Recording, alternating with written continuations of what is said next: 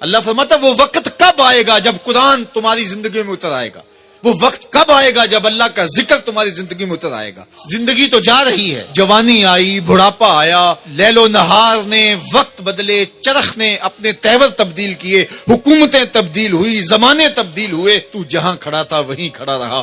40 سال عمر عزیزت گزشت، مزاج تو از حال طفلی نہ گشت۔ سادی کہتے ہیں 40 سال عمر گئے لیکن تیرا بچپنا نہیں گیا، اور رومی کہتے ہیں داڑھی تیرے بعد آئی اور سفید ہو گئی اور تو کالے کا کالا ہی رہا۔ تیرے اندر نور نہیں آیا، تیرے اندر روشنی نہیں آئی، یہ تیرے بعد آئی اور پھر سفید بھی ہو گئی لیکن تو ابھی تک کالے کا کالا ہے۔ رب کہتا ہے وہ وقت کب آئے گا تمہارے سینے میں قرآن اترے، وہ وقت کب آئے گا ذکر سے تمہارے دل میں ارتیاج پیدا ہو، جب تم رب کا نام لو تمہاری آنکھیں آنسو کا خراج دینے لگے۔ وہ وقت کب آئے گا جو ہی قرآن کھلے چھم چھم تمہاری آنکھیں برسنے لگے۔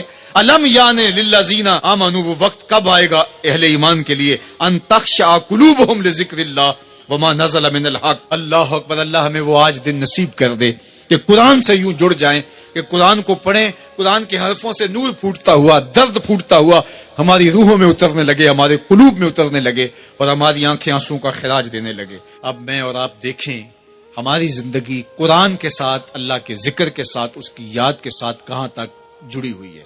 ہماری زندگی میں کہے کتنے ہیں، تفکرات کتنے ہیں، ہماری زندگی میں ٹھٹھے اور مذاق کتنے ہیں، اور عبرت حاصل کرنے کے مواقع ہماری زندگی کے اندر کتنے ہیں۔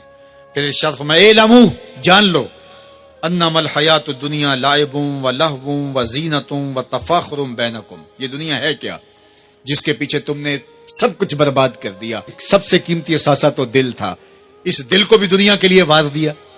یہ دل تو رب نے اپنے لیے بنایا تھا، اے دل حجرہ رب سچے دا، یہ اس سچے رب کا حجرہ تھا۔ قلوب المومن عرش اللہ، مومن کا دل تو اللہ کا عرش تھا، لیکن اس عرش پہ بھی غیروں کو بٹھا لیا تو نے۔ جو تخت اس کا تھا، جس تخت پہ اس کی تجلیات کا نزول جلال ہونا تھا، اس دل پہ درہم و دینار اور ڈالر اور پاؤنڈ اس دل کے اوپر بٹھا لیے، یہ دل کے اوپر بٹھا لیے۔ یہ دل تو حجرہ رب سچے کا تھا، تو نے اس دل کو بھی اجاڑ دیا، تو یہ دنیا جس کے لیے تو نے سب کچھ کیا ہے کیا۔ اعلموا، جانو، انما الحیات الدنیا لعب و لہو و زینت و تفاخر بینکم، یہ دنیا کھیل کود ہے، آرائش ہے، اور ایک دوسرے کے اوپر تفاخر کرنا ہے، وتکاثر فی الاموال والاولاد، فخر جتلانا، میرے بیٹے اتنے ہیں، ماشاءاللہ بڑے بڑے افسر لگے ہوئے ہیں، میرے پاس دولت اتنی ہے، میرے اتنے بنگلے ہیں، اتنا بینک بیلنس ہے، اتنے مربع، اتنی جائیدادیں۔ انسان ساری زندگی یہی کرتا رہتا ہے۔ وما الحیات الدنیا الا متاع الغرور، اور جو دنیا کا ساز و سامان ہے سوائے دھوکے کے سامان کے اور کچھ نہیں ہے۔ دنیا کے لیے تو دوڑ لگاتے ہو، باہمی رقابت بھی ہوتی ہے، ایک دوسرے سے آگے بڑھنے کی کوشش بھی ہوتی ہے۔ اللہ فرماتا ہے آؤ مسابقت کرو، آگے بڑھنے کی کوشش کرو، الی مغفرۃ، مغفرت کی طرف، من ربکم، جو تمہارے رب کی طرف ہے، وجنۃ ارضھا کعرض السماء والارض، اس جنت کی طرف آگے بڑھنے کی کوشش کرو جس کی چوڑائی زمین و آسمانوں کے برابر ہے۔ زمین و آسمانوں کو پھیلا دیا جائے تو یہ جنت کی چوڑائی بنتی ہے، جس کی چوڑائی اتنی ہے اس کی لمبائی کتنی ہوگی۔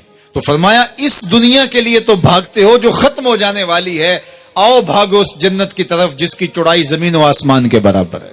اعدت للذین آمنوا باللہ ورسولہ، یہ اہل ایمان کے لیے تیار کی جا چکی، وہ موتیوں کا محل، وہ یاقوت کا محل، وہ زبرجد کا محل، وہ خالص مشک کا محل جو تمہارے لیے بنایا ہوا ہے، تم نے جانا ہے، اور تمہیں دروازہ کھولنے کی بھی ضرورت نہیں ہے، منتظر دربان کھڑے ہیں جو تمہارے لیے دروازہ کھول کے تمہیں مرحبا کہیں گے اور سلامتی تمہارے اوپر پیش کریں گے، وہ تمہارے لیے تیار کر چکا ہے۔